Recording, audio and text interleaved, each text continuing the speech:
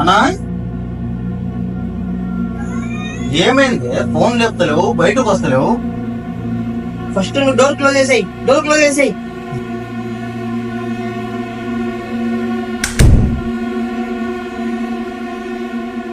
తమ్ముడు, మనం ఎంతో మందిని చంపాం కదా, ఏదో ఆత్మ నన్ను వెంటాడుతుందని నాకు అనిపిస్తుంది.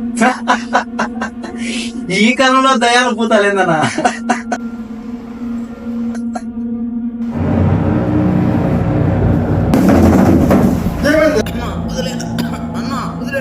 ఏం మాట్లాడుతున్నావురా నువ్వు? నా కళ్ళకి భయం కనిపించట్లేదా?